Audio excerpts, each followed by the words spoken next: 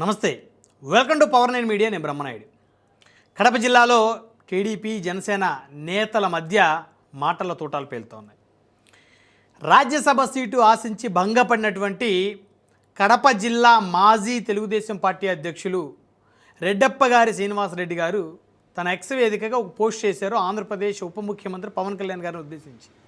అయితే పవన్ కళ్యాణ్ గారు వచ్చినటువంటి ఒక కార్యక్రమానికి తెలుగుదేశం పార్టీ కార్యకర్త సొంత నిధులు వెచ్చించారని, ఆ బిల్లులు చేయలేదని చెప్పేసి రెడ్డప్ప గారి శ్రీనివాసరెడ్డి తన పోస్టులో పేర్కొన్నారు. 18 నెలలు గడుస్తున్న సొంత ఖర్చులతోటి మరి కార్యక్రమాన్ని నిర్వహించినటువంటి టీడీపీ కార్యకర్తకి ఇంకా బిల్లులు ఇవ్వలేదని చెప్పేసి ఉప ముఖ్యమంత్రి పవన్ కళ్యాణ్ గారిని ఉద్దేశిస్తూ ఆయన చేసినటువంటి కామెంట్స్ మీద ఉమ్మడి కడప జిల్లా జనసేన పార్టీ అధ్యక్షులు, అదేవిధంగా కడప నియోజకవర్గ జనసేన పార్టీ ఇన్ఛార్జి సుంకర శ్రీనివాసరావు గారు పెద్ద ఎత్తున స్పందించారు.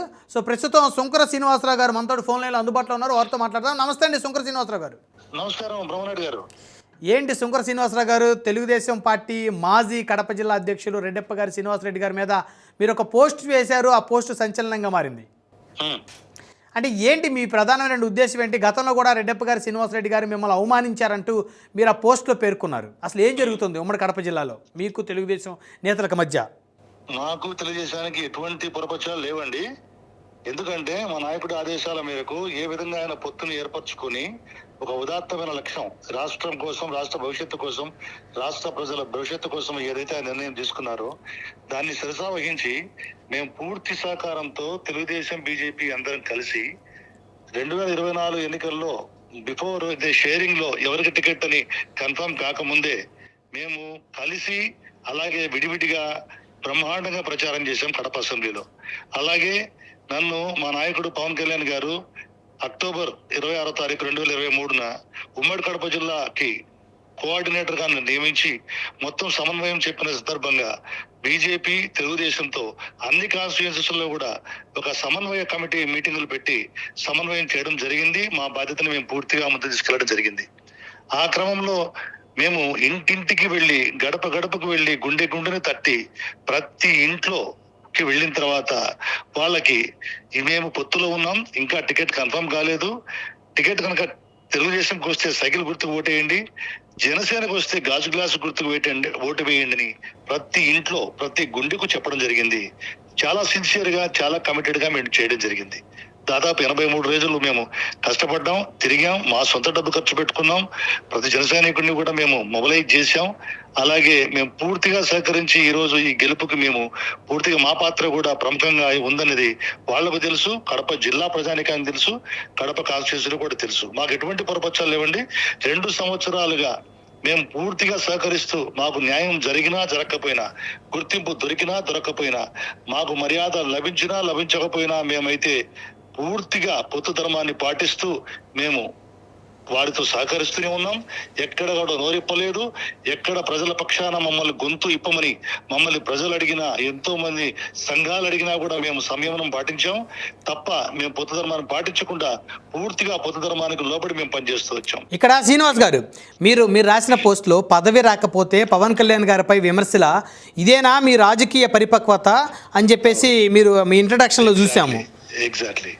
ఎందుకంటేనండి ఈయన మొన్న రాజ్యసభ సభ్యుల్ని టీడీపీ సెలెక్ట్ చేసుకున్నటువంటి సందర్భంలో ఈయన కోరుకున్నట్టున్నాడు, ఈయనకి మరి వాళ్ళు ఇచ్చినట్టు లేదు. ఆ సందర్భంగా వాళ్ళ ఇంటర్నల్ మ్యాటర్ అది, తెలుగుదేశం పార్టీతో ఆయన మాట్లాడుకోవచ్చు. ఆయన ఏదో ఒక పోస్ట్ కూడా పెట్టాడు తెలుగుదేశం పార్టీ మీద, దానికి మాకు సంబంధం లేదు. కానీ పవన్ కళ్యాణ్ గారి గురించి 2024 నవంబర్లో, డిసెంబర్లో జరిగిన పేరెంట్స్ మీటింగ్ ప్రోగ్రాం గురించి మున్సిపల్ గ్రౌండ్ లో దాని గురించి ప్రస్తావించడం, దాని గురించి బిల్లులు రాలేదని మా నాయకుడిని ప్రశ్నించడం, దీన్ని మేము ప్రశ్నించాం. ఎందుకంటే సమాధానం చెప్పాలి ఆయనకి. మేము ఆయన్ని ప్రశ్నిస్తే, ఆయన వెన విమర్శిస్తే ఓవర్ నైట్ స్టార్ అయిపోతామని, లేకపోతే అది వెంటనే వైరల్ అయ్యి ఆయనకు న్యాయం జరుగుతుంది అనుకున్నాడా, లేకపోతే మా నాయకుడిని సంబంధం లేకుండా, ఎందుకంటే మా నాయకుడు ఆ యొక్క R&Bకి మినిస్టర్ కాదు, మా నాయకుడు ఈ ప్రభుత్వానికి పెద్ద కాదు, మా నాయకుడు ఈ బిల్లులు పే చేసేటువంటి వ్యవస్థ కూడా మా నాయకుడి ఆధీనంలో లేదు. అయినా కూడా మా నాయకుడిని ప్రశ్నించాడు అంటే మరి ఏ ఉద్దేశంతో ప్రశ్నించాడని మేము ఆయన్ని ప్రశ్నిస్తున్నాం.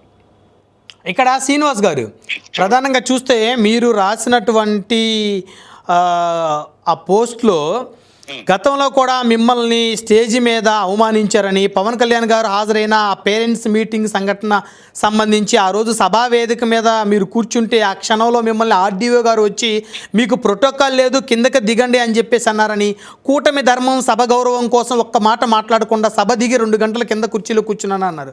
ఏంటి శ్రీనివాస్ గారు, అంటే ఒక జిల్లా అధ్యక్షుడిగా ఉన్నారు మీరు, కడపకి 2019లో జనసేన పార్టీ తరపు నుంచి కడప అసెంబ్లీ పోటీ చేశారు మీరు, సో కూటమిలో మీరు బలంగా పనిచేశారు మీరు, ప్రస్తుతం కడప జనసేన పార్టీ ఇన్ఛార్జ్గా కూడా ఉన్నారు.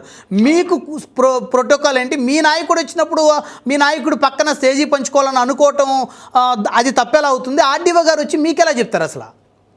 ఇది ఎలా ఉందంటే అండి, ఏదో పేరుకు పొత్తు ఉంది కానీ వీళ్ళు కూడా కష్టపడ్డారు, వీళ్ళు కూటమిలో భాగస్వాములు అన్న విధంగా వాళ్ళు ఎప్పుడు కూడా మాతో ప్రవర్తించలేదు. అటువంటి గుర్తింపు గౌరవం కూడా మాకు ఎప్పుడు ఇవ్వలేదు. ఇది ఈ 2 సంవత్సరాల్లో కడప జిల్లాలో మీకు ఎలాంటి గుర్తింపు గౌరవం ఇవ్వలేదు? గుర్తింపు గౌరవం ఇవ్వలేదు.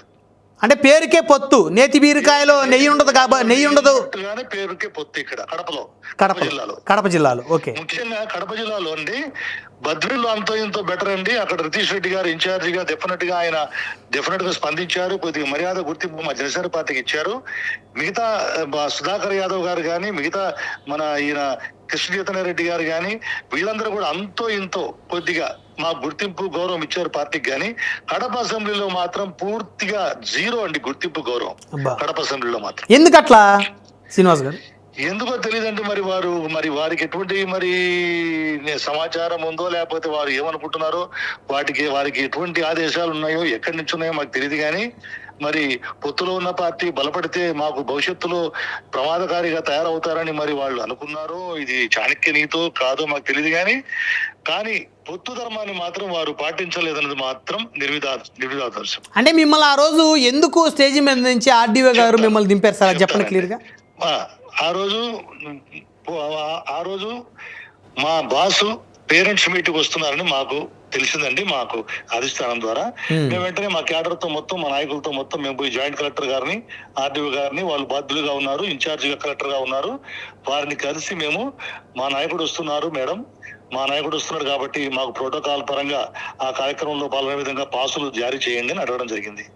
అప్పుడు ఆమె ఏం చెప్పారంటే, లేదండి ఇది ప్రభుత్వ కార్యక్రమం అండి, ఇది ప్రభుత్వ కార్యక్రమం కాబట్టి ఓన్లీ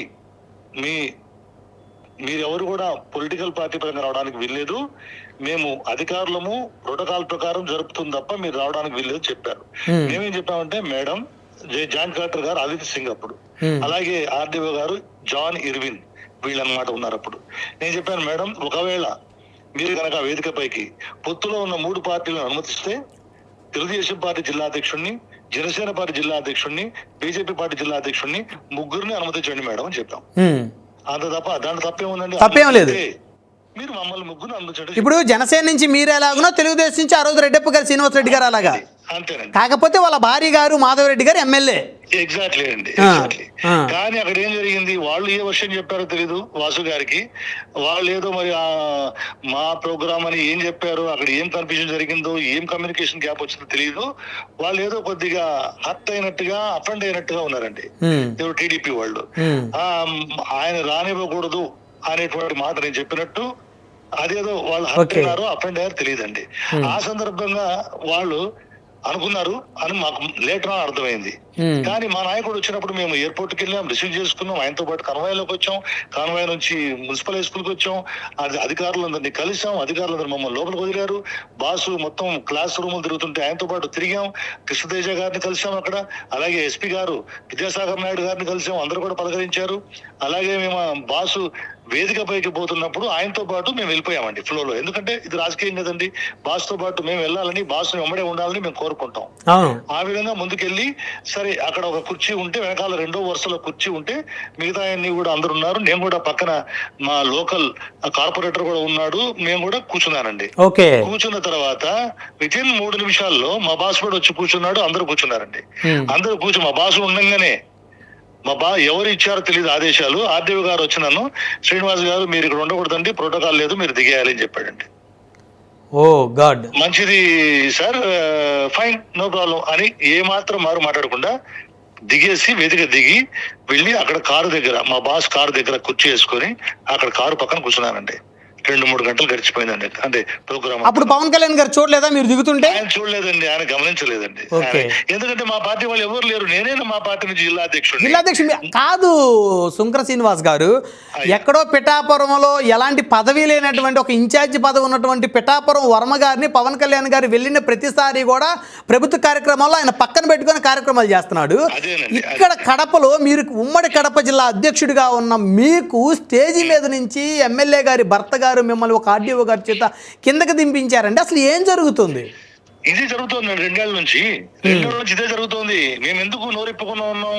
మా బాస్ ఆదేశాల ప్రకారం పొత్తు ధర్మాన్ని దాటకుండా మేము అన్ని చూస్తూ ఉన్నాం, అంతే. అన్ని చూస్తూ ఉన్నాం. ప్రజలకు తెలుసు, ప్రభుత్వానికి సాక్షాత్ టీడీపీ నాయకుడికి తెలుసు, టీడీపీ అధ్యక్షుల వారికి తెలుసు, లోకేష్ గారికి తెలుసు, ఇంటెలిజెన్స్ డిపార్ట్మెంట్ కూడా మొత్తం చరిత్ర తెలుసు, కడప గురించి చరిత్ర మొత్తం తెలుసు వాళ్ళకి. మేము మాట్లాడాల్సిన పని లేదు, వాళ్ళకే తెలుసు. ఈ క్రమంలో ఏమండి బొజ్జా తిరుమలేశ్ అనే అతను ఒక జస్ట్ తెలుగుదేశం యువతకి ఒక అధ్యక్షుడు కడపకి, అతన్ని మాత్రం వేదికపైకి అలో చేశారు. అతను బొకే ఇస్తాడు, పవన్ కళ్యాణ్ గారితో ఫోటో తీసుకుంటాడు, అన్ని చేసి వెళ్తాడండి. అది ఎలాగ అవుతుంది? ప్రభుత్వ కాలంలో అతను ఎలా వస్తాడండి? చాలా చాలా చాలా అరాచకం ఇది దుర్మార్గం ఇది. మరే ఇంకోటి అండి, ఇప్పుడు ప్రభుత్వ ప్రోగ్రామ్ అంటే ఓకే, ఇక్కడ ప్రభుత్వ ప్రోగ్రామ్ అని మాట్లాడుతున్నారు. మైదుకూరులో కూడా చంద్రబాబు నాయుడు గారు వచ్చారు, అది కూడా ప్రభుత్వ ప్రోగ్రామే. పుట్టా సుధాకర్ యాదవ్ గారి కాన్స్టిట్యున్సీలో దాంట్లో కూడా అందరు తెలుగుదేశం నాయకులంతా కూడా వేదికపైకి ఎక్కారు. దానిపైన కూడా సాక్షాత్తు వాసు గారు కూడా వేదికపైకి ఎక్కారు అక్కడ మైదుకూరులో. ఫస్ట్ టైం వాసు గారు కూడా మైక్ తీసుకుని మాట్లాడింది కూడా లోకేష్ గారికి ఉప ముఖ్యమంత్రి అని మాట్లాడి ఆయన యొక్క భావాలు తెలపడం జరిగింది కూడా మైదుకూరు మీటింగ్ లోనే. అక్కడే కదా రగడ మొదలైంది. అదేంటది పవన్ కళ్యాణ్ గారు ఉప ముఖ్యమంత్రి ఉన్నప్పుడు లోకేష్ గారికి ఇవ్వటం ఏంటని? అదేనండి, అక్కడ మాత్రం ప్రభుత్వ ప్రోగ్రామ్ లో టీడీపీ వాళ్ళు పోయి మాట్లాడొచ్చు, ప్రతి ఒక్కరు మాట్లాడొచ్చు, ఏమైనా చేయొచ్చు. జనసేన పార్టీకి మాత్రం ఎటువంటి హక్కు లేదు, బాధ్యత లేదు, ఎటువంటి ఏమంటారు దాన్ని, మాకు ఏ హక్కులు లేవు, మాకు ఎటువంటి విలువ లేదు. ఇంతకంటే ఏం చెప్పుకోవాలి మేము? అప్పటికి నోరు మూసుకొని గమ్మున పక్కన కింద కూర్చున్నాం తప్ప. ఇంత జరిగిన తర్వాత రాత్రి ఆర్డీఓ గారు సోకాల్డ్ రాత్రి 10:30కి ఫోన్ చేస్తారు. ఫోన్ చేసి మళ్ళీ ఆ ఫోన్ లో మళ్ళీ రికార్డింగ్ కూడా ఆన్ చేసి, ఏమండి ఎందుకు వచ్చారండి వద్దంటే మీరు అని అంటాడు. అసలు ఆయన ఎవరు చెప్పడానికి? ఆయనకి ఏం సంబంధం?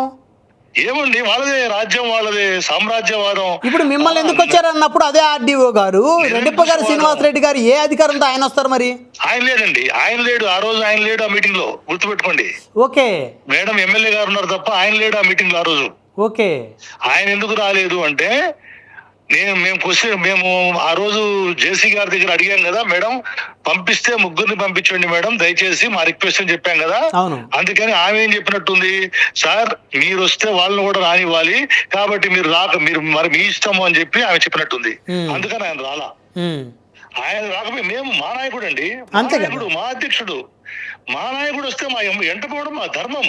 అంతే కదా. మీరు జిల్లా అధ్యక్షుడు, మీరు కార్యకర్త కాదు కదా, జిల్లాకి మిమ్మల్ని అధ్యక్షుడు చేశాడు మీ నాయకుడు.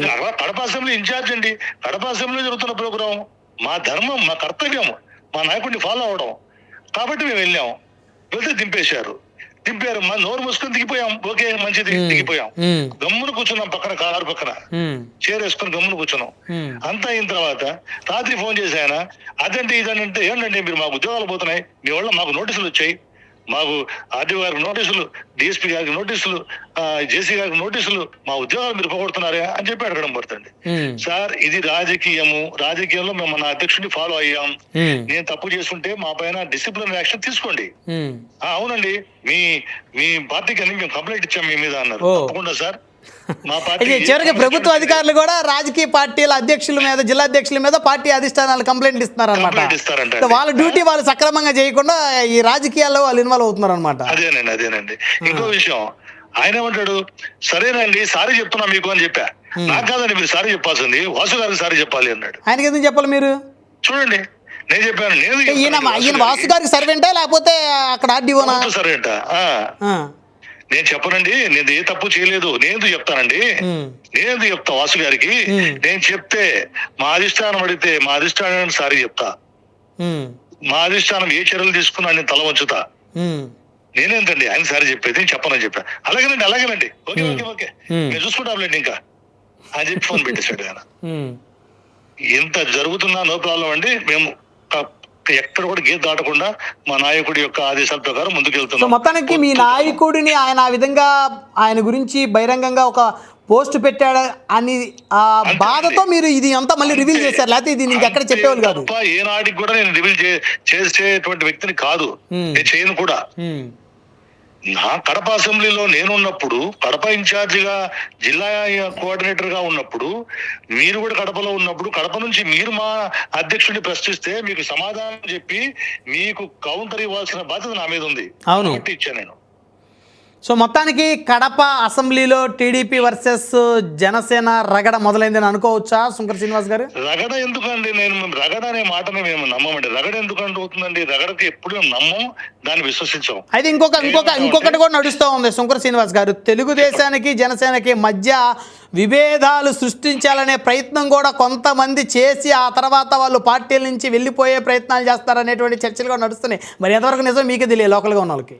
చర్చలు అన్నది రకరకాల చర్చలు జరుగుతూ ఉంటాయండి, రకరకాల రూమర్స్ స్ప్రెడ్ చేస్తూ ఉంటారు, నేరేషన్స్ అన్ని కూడా ప్రచారంలో పెడుతూ ఉంటారు, ఈ మామూలే రాజకీయాల్లో. కానీ ఒకటి మాత్రం నిజమండి, మేము పొత్తు ధర్మాన్ని దాటకుండా మా నాయకుడు ఈ విధంగా, మా నాయకుడు ఇంకో చిన్న మాట చెప్పాలండి మీకు, మా నాయకుడు కూడా మేము ఆయనకి తిరుపతిలో కలిసినప్పుడు కూడా ఆయన విన్నవించుకున్నాం, సార్ పొత్తు ధర్మంలో కడపని ఎమ్మెల్యేకి ఇచ్చారు, కడప టీడీపీకి, మేయర్ ని పొత్తు ధర్మంలో దయచేసి జనసేనకు కేటాయించండి సార్ అని అడగడం జరిగింది. తప్పకుండా నేను మాట్లాడతానని చెప్పడం జరిగింది ఆయన.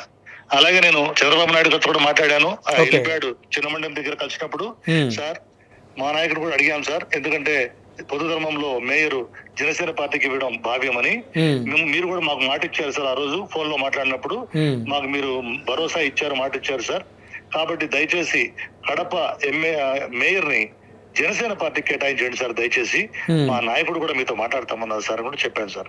ఆయన కూడా తప్పకుండా మేము మాట్లాడతాము అని చెప్పారు సార్. సో మేము జనసేన పార్టీ తరఫున విన్నవించుకుంటున్నాం సార్, తెలుగుదేశం పార్టీని, పెద్దన్నగా ఉన్న తెలుగుదేశం పార్టీకి విజ్ఞప్తి చేస్తున్నాం, పొత్తు ధర్మం పాటించి మీరు దయచేసి కడప మేయర్ స్థానాన్ని జనసేన పార్టీకి కేటాయించాల్సిందిగా మేము విజ్ఞప్తి చేస్తున్నాం సార్.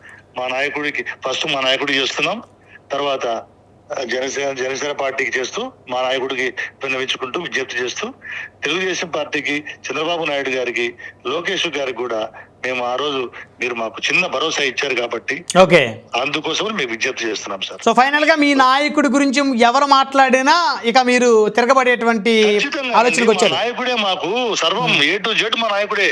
ఆయన్ని మాట్లాడనంత వరకు మిమ్మల్ని ఎన్ని అవమానాలకు గురి చేసినా, ఎన్ని ఒత్తిళ్ళకి ఇబ్బందులకు గురి చేసినా సైలెంట్ గా ఉంటారు. మీ అధినేతను మాట్లాడితే మాత్రం బ్లాస్ట్ అయిపోతారు. ఇంకా క్వశ్చన్ లేదండి, మా నాయకుడే మాకు అన్ని అనే మాకు సర్వం అనే మాకు. ఓకే, ఆయన అంటే మాత్రం ఎటువంటి పరిస్థితుల్లో గమ్మున ఉండే క్వశ్చన్ లేదు. మా నాయకుడు లాంటి వ్యక్తి, మా నాయకుడు లాంటి విశ్వసనీయత, నిబద్ధత, సిద్ధాంతాలు కలిగిన వ్యక్తి మొత్తం భారతదేశంలో ఎవరు లేరండి ఈ రోజుకి. అటువంటి నాయకుడు, రైట్, అటువంటి నాయకుడికి ఖచ్చితంగా వెన్నుదనగా నిలబడడం మా బాధ్యత, మా కర్తవ్యం అండి. రైట్, ధన్యవాదాలు శంకర్ శ్రీనివాస్ గారు ఫోన్ లైన్ అందుబాటులోకి వచ్చింది. Thank you so much Brahmanaidu గారు, నమస్కారం. మరి ఇది విన్నారు కదా, రెడ్డప్ప గారి శ్రీనివాసరెడ్డి గారు, మాజీ అధ్యక్షులు ఉమ్మడి కడప జిల్లా తెలుగుదేశం పార్టీ. సో వారి సతీమణి గారు రెడ్డప్ప గారు మాధవరెడ్డి గారు, వారు ప్రస్తుతం కడప తెలుగుదేశం పార్టీ ఎమ్మెల్యేగా ఉన్నారు కడప అసెంబ్లీకి. అయితే రాజ్యసభ స్థానాలు ఆశించి భంగపడినటువంటి రెడ్డప్ప గారు శ్రీనివాసరెడ్డి గారు మరి ఏ ఉద్దేశంతో పెట్టారో తెలియదు, కానీ జనసేన అధినేత ఉప ముఖ్యమంత్రి పవన్ కళ్యాణ్ గారిని ఉద్దేశిస్తూ ఆయన ఒక పోస్ట్ రాశారు. ఆ పోస్టు మళ్ళీ వెంటనే డిలీట్ కూడా చేశారని ట్విట్టర్లో. అయితే దాని మీద ఉమ్మడి కడప జిల్లా జనసేన పార్టీ అధ్యక్షుడు, కడప అసెంబ్లీ జనసేన ఇన్ఛార్జ్ శంకర్ శ్రీనివాస్ గారు పెద్ద ఎత్తున స్పందించి గతంలో తనకు అనేక అవమానాలు జరిగినాయని, ఈ విధంగా తను చేశారని, అయినప్పటికీ కూడా నోరు మెదపకుండా ఉన్నామని, కానీ ఎలాంటి సంబంధం లేని తమ అధినేతను ఆ బిల్లుల విషయంలో బయటికి లాగి ఆయన అవమానించాలని కనుక చూస్తే ఖచ్చితంగా మేము రెస్పాండ్ అవుతాము, చూస్తూ ఊరుకునేది లేదంటూ శంకర్ శ్రీనివాస్ గారు అయితే తమ ఆవేదన వ్యక్తం చేస్తున్నారు.